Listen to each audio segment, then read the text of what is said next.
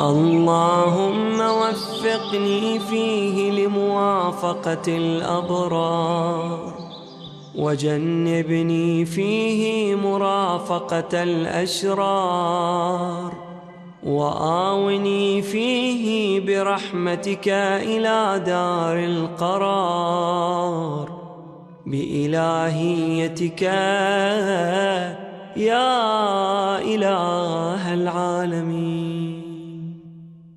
Bismillahirrahmanirrahim və bihi nəstəin.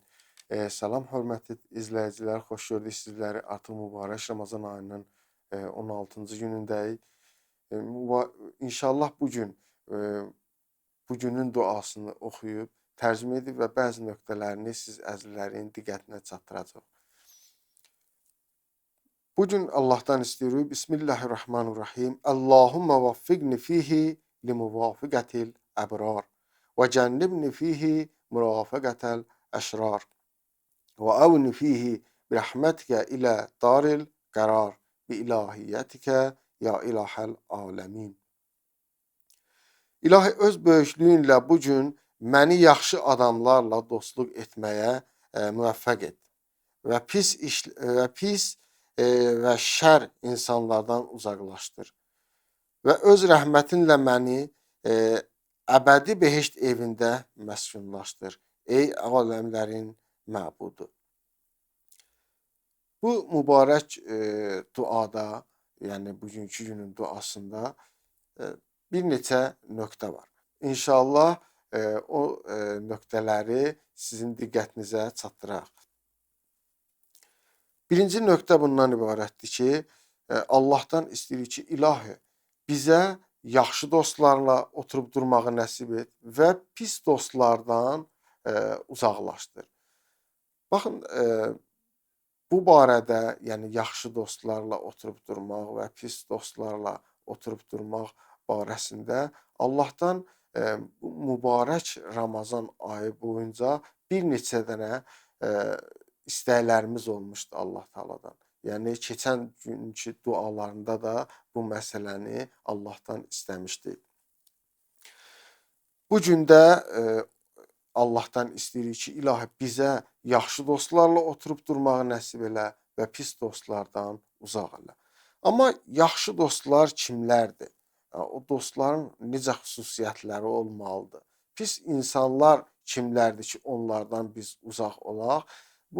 Buna görə biz gərək Quran ayələrinə və bəzi hədislərə diqqət edək ki, bilək ki, bu sifətdə olan insanlarla dostluq etmək olar və bu xüsusiyyətdə olan insanlarla dostluq etmək olmaz. Çünki dost seçimi çox mühüm məsələlərdəndir. Biz bəzi şeyləri seçməkdə muxtarıq, ixtiyar sahibi, eləyə bilərik, seçim eləyək. Amma bəzi şeyləri seçim etməkdə muxtar deyilik, öz əlimizdə deyil. Məsələn, biz hansı ailədə doğulacağımız bizim öz əlimizdə deyil.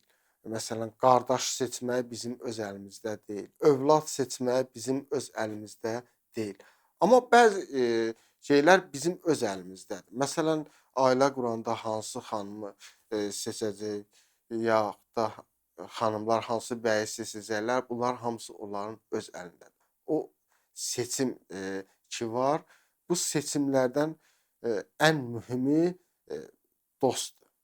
Yəni, dost insan həyatında çox böyük rolu var. Həzrəti Əli əleyhissalam dost seçimi barəsində buyurur ki, əgər bir şəxsin yaxşı olub və yaxud da pis insan olub olmamağında şübhədə olsan, onda bax gör onun dostları kimlərdir. Əgər yaxşı insanlarla oturub durursa, demək o özü də yaxşı insandır, bəs onu özünə dost seçə bilərsən. Amma əgər o dost, özünə dost seçmək istədiyin şəxsin dostları, yəni yaxşı xüsusiyyətli insanlar deyillərsə, pis işlərlə, pis əməllərlə məşğuldurlarsa, onları özünə dost seçmək ki, sənə də onun böyük təsiri olacaq. Allah Təal Qur'an-ı Kərimdə kafirlərin, yəni qiyamətdə cəhənnəm əhlinin dilindən buyurur: Bismillahirrahmanirrahim. Ya veyləti leytəni ləm ittəxiz fulanan xalilə. Furqan surəsinin 28-ci ayəsində Allah Taala kafirlərin dilindən, cəhənnəm əhlinin dilindən belə bir bəyan eləyir ki, onlar özlərini günahkar bilib və çox peşman olaraq bu şəkildə xitab eləyirlər ki, ey kaş filankəsi özümüzə dost seçməyəydik. Çünki onun dostluğu səbəb oldu mən artıq əbədi bədbəxtliyə düçar oldum. Zuhruf surəsinin 67-ci ayəsində isə Allah Taala buyurur: "Əl-xila'u yawma izin ba'duhum li ba'zin aduvun illəl muttaqin." Qiyamət günü muttəqin şəxslərdən başqa, mömin şəxslərdən başqa bütün dostlar biri-birlərinə düşmən olacaqlar. Bəs yalnız möminlərin dostluğu həm bu dünyada və həm o biri dünyada bizlərin dərdinə dəyəcək. Yəni bizləri səadətə apara biləcək. Bəs pis dost bizləri bədbəxt edib əbədi bədbəxtliyə düçar edə bilər. Yaxşı dost isə bizləri səadətə və əbədi səadətə çatdıra bilər. Bəs dost seçimində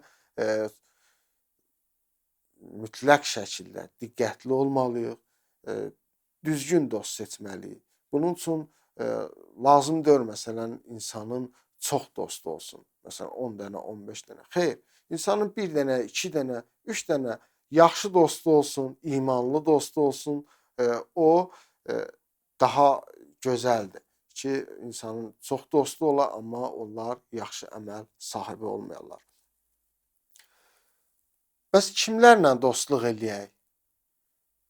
Bu barədə Peyğəmbər sallallahu aleyhi və səlləm Həzrəti Məsih, yəni İsa əleyhissalamdan nəql olunan bir hədisdə buyurur ki, bir gün Həvariyun gəlir Həzrəti İsa əleyhissalamın yanına və soruşurlar, mən nücalis.